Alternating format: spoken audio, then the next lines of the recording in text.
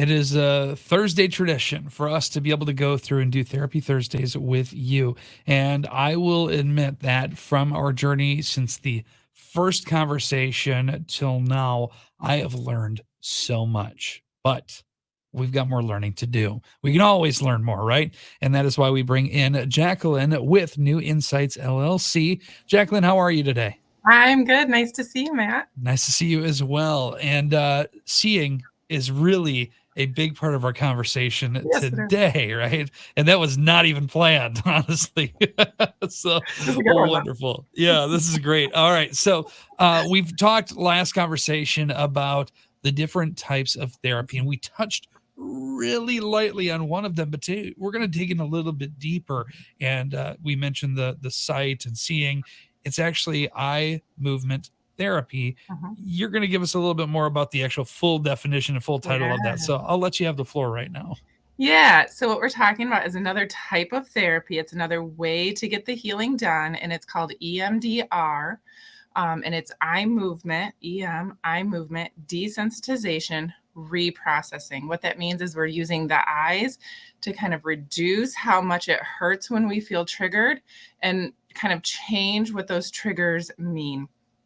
It's a therapy that we use a lot for people who have experienced trauma, different types of trauma.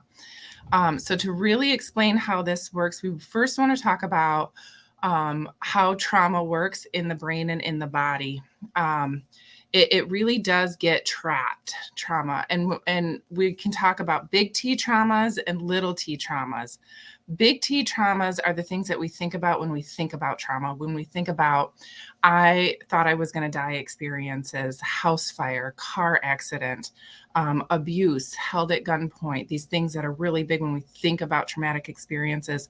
It's also the little T traumas. It's the negative things that we say to ourselves. It's the negative things that we hear about ourselves or think about ourselves. Those are the little T traumas. And the brain doesn't know the difference between a big T trauma and a little T trauma. It just knows that we've been hurt.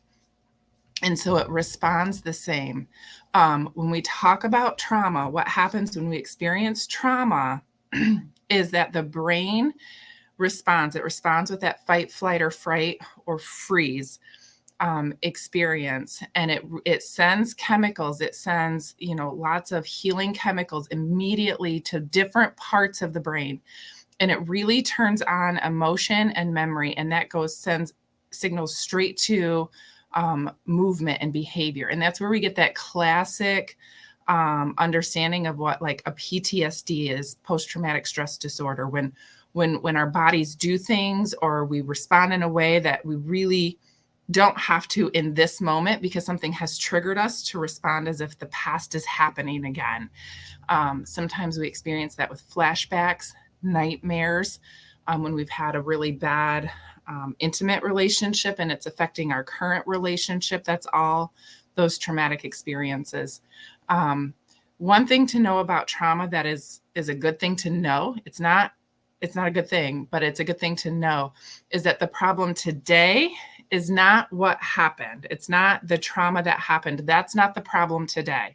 It's not okay that happened, and it's not a good thing. But the good thing about today is that the problem today is what that bad thing that happened made you believe about yourself, or the world, or made you question about yourself. That's the problem today. And that's what the EMDR tackles. That's what it goes after, is that belief system that it's still happening, it's still true, it's still a problem, because it gets stuck, that trauma does. Yeah, I think that the points that you hit on there, with today being it's a different day, and Mhm. essentially it's your reaction to the fact that this happened.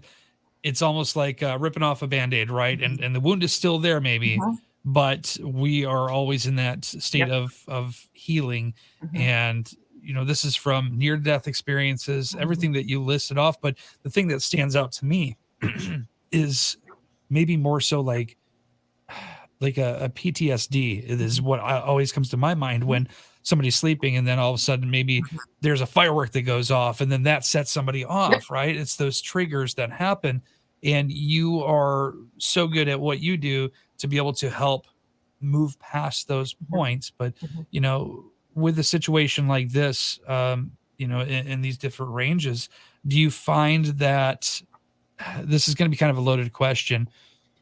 Do you find that you have a little bit more experience with one certain type, we'll say, like PTSD or anything like that, where you have more people coming in? Would you like to see more people that maybe served in the military coming in and seeing you?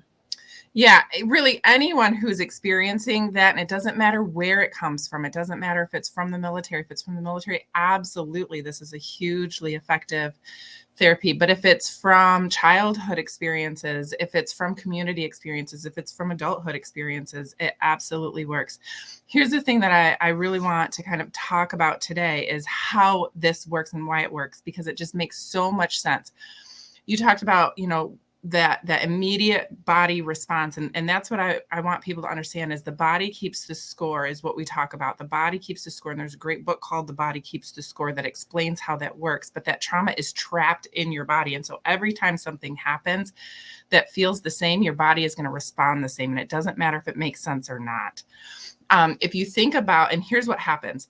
If you think about, you've heard about it or you've seen about it, the guy who is in a car accident and his leg is clearly broken and he's walking around like, I'm fine. But you're kind of like, you're going to feel that tomorrow, buddy.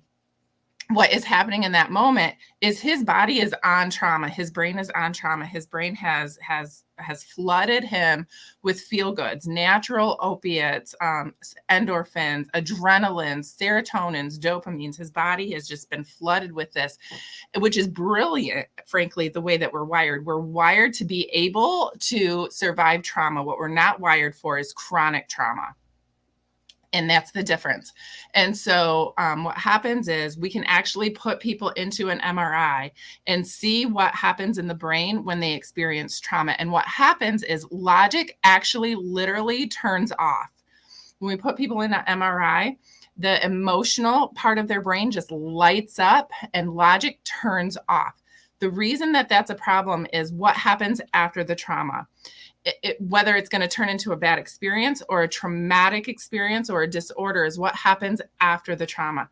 If the person isn't able to talk about it, it's going to stay with them. If the person isn't able to save themselves or move or do something about that experience, it's going to turn into a trauma in the brain. If there's nobody with them, if they're not believed, if there's questions, they start to question themselves if maybe they caused it or they did something or should have done more. That's going to leave it as a disorder in the brain. But it's healable. And that's what I think is really important. And so what happens is if you think about the brain as a filing cabinet, we have long-term, short-term, hang on to it for tomorrow. When you go to sleep at night, when you go to sleep, you go into REM sleep, REM sleep, your eyes are moving side to side at night. And what's happening is it's triggering left and right side of the brain. The right side is responsible for emotion, left side is responsible for logic, okay? In a normal, healthy, non-traumatic experience, we're triggering both. The brain is making sense of stuff. It's making sense of our experiences, our feelings, our emotions, and what did it mean? And it's filing it away long-term, short-term. But again, if we go back to what happens in trauma, that logic part never lit up. So if there's no words, if the person can't talk about it, then they can't process it. They can't file it away into long term. And so it stays present as if it's still happening today. So when a person has experienced trauma, if it doesn't get processed, if it doesn't get put into the long-term part of the brain, they keep experiencing life as if that trauma is still happening today. And so what happens is when you're dreaming, it doesn't work.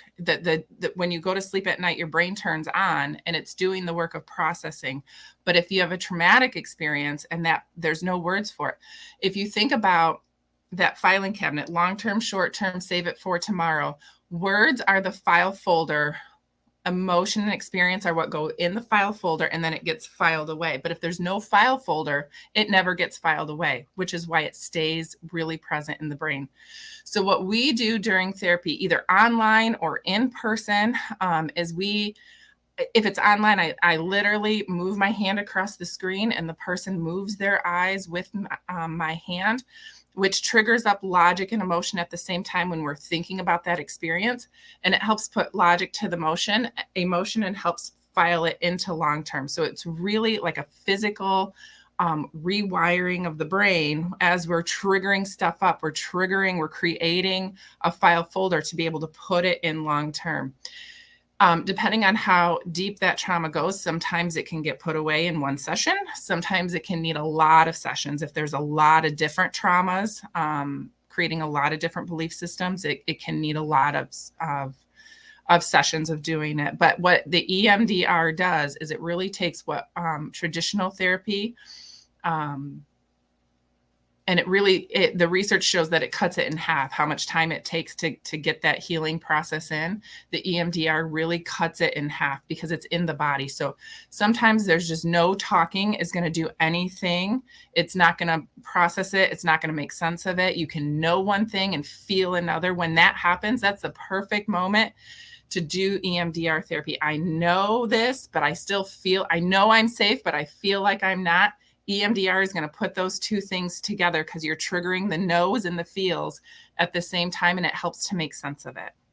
Yeah, I love the way that you explain that, because when you were talking about it, that's exactly what I was thinking is, the logic thing. Like, we can all say, well, logically, this doesn't make sense, but that still may not change the way that we feel. So the fact that we're able to, as you put it, create the folders, file the emotions away, make sense of it that way. And then that way, the logic, emotions match up, and then we move forward. Yep. And sometimes we need a couple more folders, or those folders need to be a little bit bigger. And then that's what we do to help out. I just wanted to say one other thing too, Matt. Thank you. Is that if somebody has problems with their eyes, because that can happen, it's going to be a problem for them to move their eyes back and forth like that, or they don't want to be seen there on, we can use different ways to tap into both sides. So sometimes we'll do tapping, sometimes we'll do sounds in both ears, but it's really just a matter of getting both sides of the brain fired up at the same time and working and talking to each other. So it's EMDR is the name of the therapy. It is, the name does have eye movement in it, and it is where it comes from, but there are other ways to kind of tap into it too. Excellent. And I think this is all great information. And we mentioned logic a few times in our conversation. You said that was if I move my eyes to the right, is that more logic, or is that to the left? All right. Yep. Because the left side of the brain is responsible for the right side of the body. Gotcha. And then opposite. Okay. So I'm going here, and logically speaking, it would make sense to call you, and make an appointment to go through this. And again, you offer something really cool, 15-minute opportunity to kind of have a conversation and see, where we should be going. So tell me more about that too. Yeah, so you can give me a call or text me if you want to set up an appointment to either talk about online therapy, talk about EMDR, talk about what's going on with you, and do you think that we can help you with that. So we do a 15-minute free consultation. So you can call or text me, and we can set up an appointment. And after that, we can figure out how to move forward and get some healing for you. Excellent. I love this. Okay. So there you go. 325-5056 is the number that you can call. And then, you'll send them over. You'll get the information you need. You'll send them over a link. You guys will do it virtually. And we're going to be moving some eyes. Moving some eyes and moving some hearts and moving some emotions, right? Exactly. I love it. Awesome. Well, Jacqueline, I appreciate you so much. Thank you for joining us here for another incredible conversation with New Insights LLC. And we look forward to talking with you again here real soon. All right. All right. Thanks, Matt. You're very welcome. There you go. Therapy Thursdays with New Insights LLC, Southwest Michigan's 97.5 Y Country.